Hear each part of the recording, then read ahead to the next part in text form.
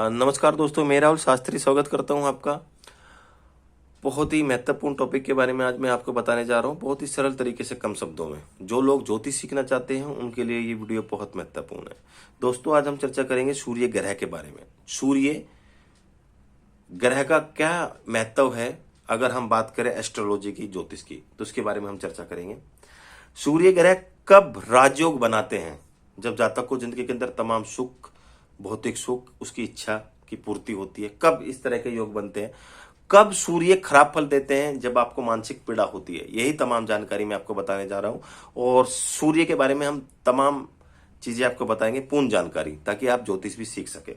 तो सबसे पहले आज हम सूर्य के बारे में बताना चाहता हूं आपको। देखिए, सूर्य ग्रहों में राजा माना जाता है। सभी ग्रहों में इनको राजा का उपाधि दी गई है। तो सभी प्लैनेट इनको रोटेट करते हैं। तो आप समझ सकते हैं कि सूर्य सबसे महत्वपूर्ण ग्रहों में से एक ग्रह है, वो राजा है। तो अग्नि तत्व के हैं वो। सूर्य जो ग्रह है अग्नि तत्व के हैं। सूर्य की सिंह राशि है, जो 5 नंबर होता है। 5 का मतलब सिंह राशि। सिंह राशि के स्वामी सूर्य देव होते हैं। तो सूर्य देव जो होते हैं सिंह राशि के स्वामी होते हैं। सूर्य देव अपनी खुद की राशि में सौ राशि के होंगे। जब वो 5 नंबर में बैठेंगे बहुत अच्छा फल देंगे। और जब वो मेष राशि में होंगे, जहां पे 1 नंबर लिखा होगा, अगर वो मेष राशि में होंगे तो वो ऊंच के माने जाएंगे। उसका मतलब ये होता है कि ग्रह अपना पूर्ण रूप से बहुत अच्छा फल देता है, बट उसका प्लेसमेंट देखना जरूरी है। प्लेसमेंट हमेशा मतलब अच्छी जगह वो बैठा हो, तो सूर्य आपको बहुत अच्छा फल देगा। अच्छा, ये ऊंच नीच, इसके बारे में आप जान चुके होंगे। अगर नहीं जानते, कोई दिक्कत हो रही है समझने में, तो मेरी शुरुआती वीडियो देख लीजिएगा। क्लास 1 से लेके क्लास 6 तक, वैदिक एस्ट्रोलॉजी क्लास 1 से क्लास 6 आप समझ जाएंगे, आपको दिक्कत नहीं होगी। तो आप मेष लगन में सूर्य ऊंच के होते हैं, और तुला मेष राशि, माफ कीजिए, मेष राशि के अंदर सूर्य नीच के होते हैं, और तुला राशि के अंदर जो है सूर्य नीच के होते हैं। यहाँ पे लगन से मतलब नहीं था, राशि से। तो मेष राशि में उच्च के, तुला राशि में नीच के। और जो 10 नंबर है, 10 नंबर का मतलब ये होता है 10 डिग्री तक। 10 डिग्री तक अगर कहीं पे मेष राशि में बैठे हैं तो वो 10 डिग्री तक ही उच्च के माने जाएंगे। उसके बाद वो रहेंगे उच्च के ही, पर अपना उतना इतना प्रबल फल नहीं देंगे। इसी प्रकार तुला राशि, जहां 7 नंबर लिखते हैं, यहाँ पे अगर सूर्य बैठे तो अपना खराब फल देंगे, बहुत खराब फल देंगे। आपको कष्ट होगा, पीड़ा होगी और दिक्कत देंगे। पर कितने डिग्री तक? 10 डिग्री तक। 10 डिग्री के बाद अपना प्रभाव खत्म कर देंगे। तो सूर्य क्या है? सूर्य पिता के कारक हैं। सूर्य ग्रहों में राजा माना जाता है, तो राजा जैसी जिंदगी के कारक है। सूर्य गवर्नमेंट नौकरी के कारक है, या गवर्नमेंट महकमा से कोई भी कनेक्टिविटी बनती है तो सूर्य की वजह से होती है। गवर्नमेंट मान सम्मान है, एक इज्जत है, एक रुतबा है गवर्नमेंट, और साथ ही साथ आपके प्रमोशन और एक उच्च पद के कारक सूर्य माने जाते हैं। साथ ही साथ एक खुशी और एक समाज में एक तरक्की देखने को मिलती है, सूर्य की वजह से मिलती है। आपका लीडरशिप, जो आप लीडर करते हैं, जो लीडर बनाता है वो सूर्य बनाता है, और लीडर भी सूर्य बनाता है। और साथ ही साथ राजनीति के कारक भी माने जाते हैं। और क्योंकि सूर्य स्वतंत्र विचारों के होते हैं, तो व्यक्ति एक अलग ही एक उसमें प्रतिभा मानी जाती है।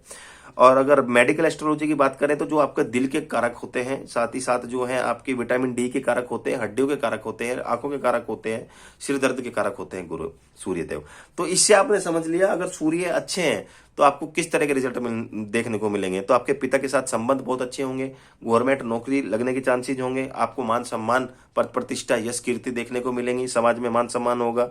साथ ही साथ प्रमोशन आपके अच्छे होंगे, एक ऊंचे पद में आपको देखने को मिलेंगे, एक लीडरशिप और एक लीडरशिप की क्वालिटी होगी आपके अंदर, एक राजा जैसी जिंदगी आप पाओगे। ये सूर्य की अच्छी क्वालिटी है। इसी के विपरीत अगर सूर्य खराब हुए तो किस तरह? पिता के साथ संबंध अच्छे नहीं, या पिता का पूर्ण रूप से लाभ नहीं, गवर्नमेंट नौकरी में नहीं लगेगी, अगर लिख गई तो, अगर मन गई किसी प्रकार, तो उसमें दिक्कत पैदा हो जाएगी, मान सम्मान नहीं मिल पाएगा, बहुत मेहनत के बाद जो प्रमोशंस मिलने चाहिए, जो तरक्की मिलनी चाहिए, उसमें कमी हो जाएगी। और अगर दिक्कत है तो किस प्रकार की होगी?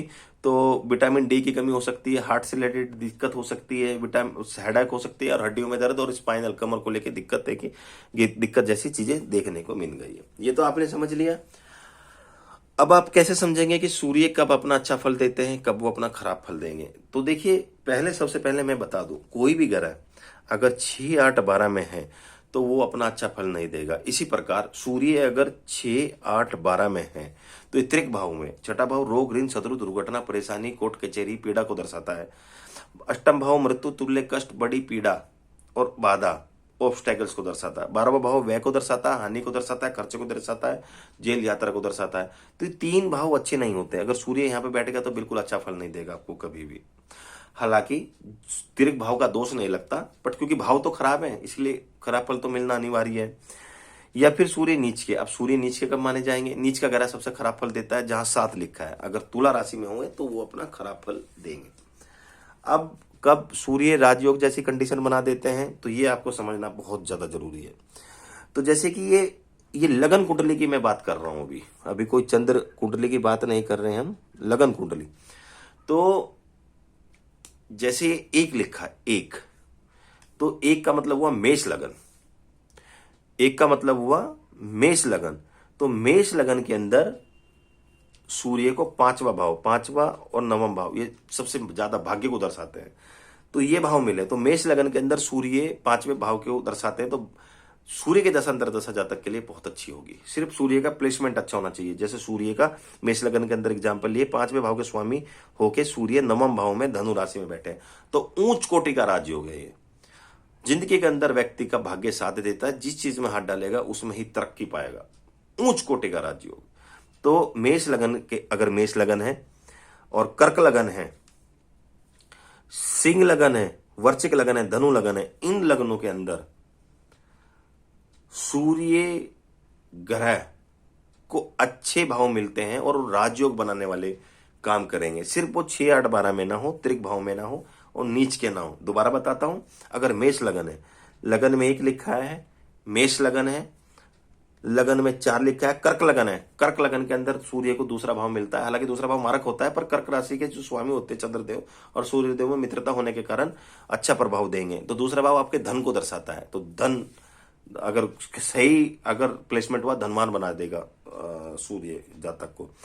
वृश्चिक लगन, वृश्चिक लगन के अंदर भी जैसे यहाँ पे 1 लिखा है तो मेष लगन, 4 लिखा है तो कर्क लगन। इसी प्रकार अगर 8 है, 8 अगर लिखा हुआ है लगन में तो उसका मतलब ये हुआ कि वृश्चिक लगन है, तो वृश्चिक लगन में भी फायदा। इसी प्रकार धनु, 9 लिखा है लगन में तो धनु लगन हुई। धनु लगन में 9वें भाव के स्वामी होते हैं सूर्यदेव, तो जातक का जिंदगी भर भाग्य साथ देता है। जिस चीज में जातक हाथ डालता है तो भाग्य उसका साथ देगा ही देगा। तो इस प्रकार आपने समझ लिया, इन लगनों के अंदर सूर्य पूर्ण रूप से कारक होते हैं और आपको बहुत अच्छा फल देंगे, एक राजयोग बनाने वाला फल देंगे आपको। तो ऐसे तो आपने समझ लिया यहाँ पे अच्छे फल देंगे। अब खराब फल कब देंगे?